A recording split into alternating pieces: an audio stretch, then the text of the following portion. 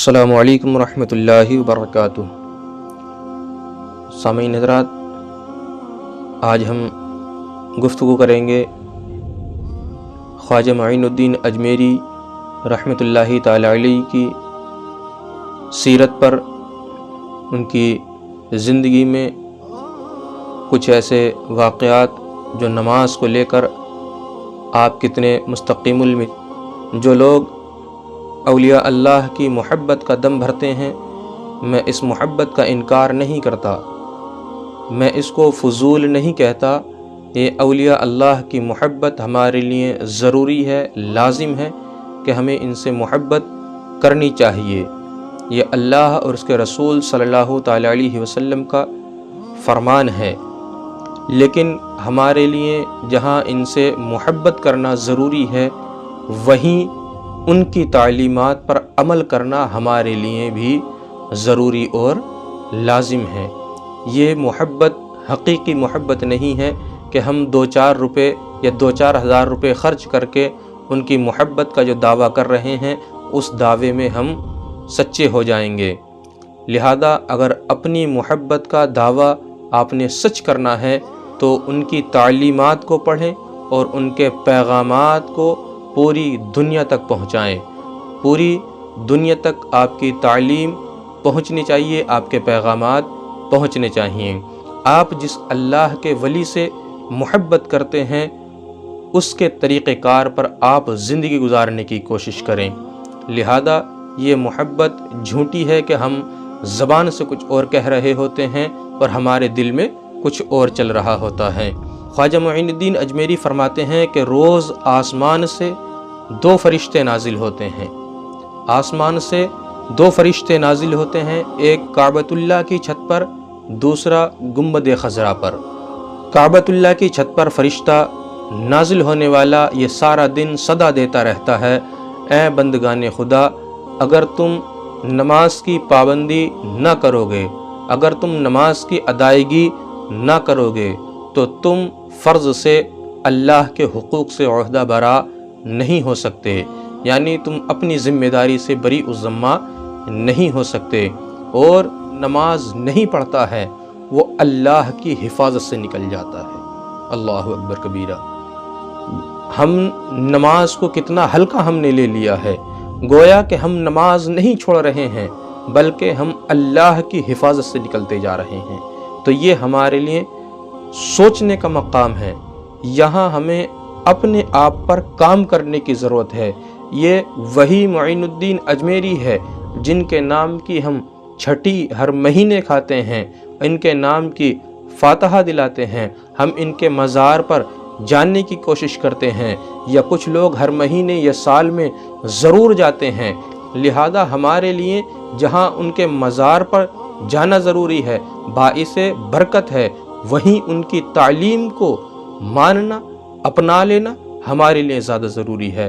آپ فرماتے ہیں کہ دوسرا فرشتہ جو گنبد خضرا پر نازل ہوتا ہے، وہ فرشتہ سارا دن یہ صدا دیتا رہتا ہے، اے بندگان خدا، اگر تم رسول اللہ صلی اللہ تعالی علیہ وسلم کی سنت کو ادا نہ کرو گے، اگر تم شفاعت رسول سے محروم کر دیے جاؤ گے۔ اللہ اکبر۔ جس کو رسول اللہ صلی اللہ تعالی علیہ وسلم کی شفاعت نصیب نہ ہو تو پھر وہ کہاں جائے گا؟ یا یوں کہہ لیجئے کہ جو انسان اللہ کی حفاظت سے نکل جائے، رسول اللہ کی شفاعت کا حقدار نہ ہو، تو پھر اس کے لیے بچتا کیا ہے؟ اس کے لیے صرف اور صرف جہنم بچتی ہے۔ ہاں، ہمیں سوچنے کی ضرورت ہے، ہمیں اس پر کوئی زیادہ کچھ کرنا نہیں ہے۔ لہذا اپنے کھانے پینے کے معاملات میں، سفر کے معاملات میں، سوتے جاگتے اٹھتے بیٹھتے گفتگو کرتے، اپنے گھر میں ہوں باہر ہوں، رسول اللہ کی سنت کو ہم نے باقی رکھنا ہے، رسول اللہ صلی اللہ تعالی علیہ وسلم کے اخلاق کو دوسرے لوگوں کے سامنے پیش کرنا۔ معین الدین اجمیری فرماتے ہیں کہ میں بغداد کی ایک مسجد میں بیٹھا ہوا تھا، وہاں پر انگلیوں میں خلال کا مسئلہ چل پڑا کہ رسول اللہ صلی اللہ تعالی علیہ وسلم نے اپنے صحابہ کو تاکید فرمائی کہ تم خلال کیا کرو، کہ جو شخص دوران وضو خلال کرے گا، رب تبارک و تعالی خلال کی برکت سے اس کی بخشش فرما دے گا۔ سبحان اللہ۔ ہم نے وضو کر رہے ہیں، نماز ہم ادا کر رہے ہیں، لہذا ہمیں اس پر کوئی زیادہ نماز بڑھانے کی ضرورت نہیں ہے، لمبی نماز پڑھنے کی ضرورت نہیں ہے، وضو میں کوئی زیادہ پانی خرچ کرنے کی ضرورت نہیں ہے۔ صرف جب ہم اپنے ہاتھوں کو دھو رہے ہوں تو اپنی انگلیوں کا خلال کر لیں، اتنا سا ہی کام ہے۔ اس میں 2-4 منٹ نہیں لگیں گے، صرف 3 سے 4 سیکنڈ کے اندر سنت ادا ہو جائے گی، ہم سے رب بھی راضی ہو جائے گا اور رب کا رسول بھی راضی ہو جائے گا، اور ہم جنت کے بھی حقدار ہو جائیں گے۔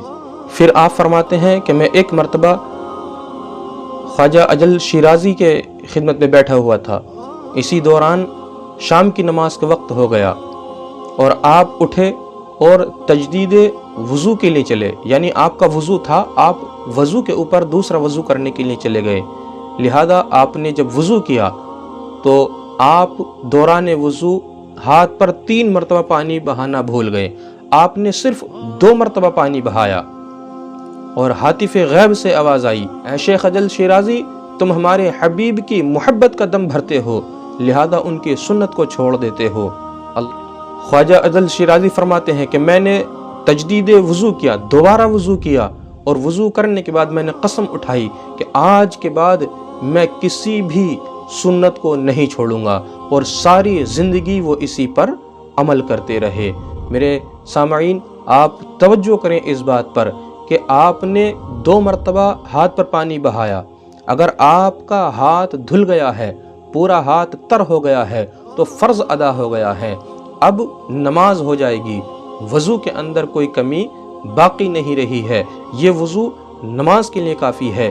لیکن وہ لوگ کتنی سنت کی پابندی کرتے تھے کہ اگر ان سے دھوکے سے سنت چھوٹ گئی ہے تو ہاتف غیب سے آواز آ گئی ہے، اور آج ہم دیکھیں کہ ہم انہی اولیاء اللہ کی محبت کا دم بھرتے ہیں، ہم محبت کا دم تو بھرتے ہیں، ان کی تعلیمات کو نہیں مانتے ہیں۔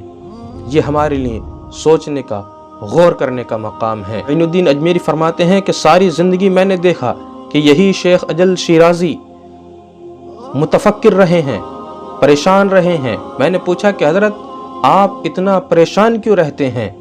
تو شیخ اجل شیرازی فرماتے ہیں میں وضو کے دوران انگلیوں میں خلال کرنا بھول گیا، تو لہذا اب میں متفکر رہتا ہوں، میں پریشان رہتا ہوں کہ میں میدان محشر میں رسول اللہ صلی اللہ تعالی علیہ وسلم کے سامنے کون سا منہ لے کر کے جاؤں گا۔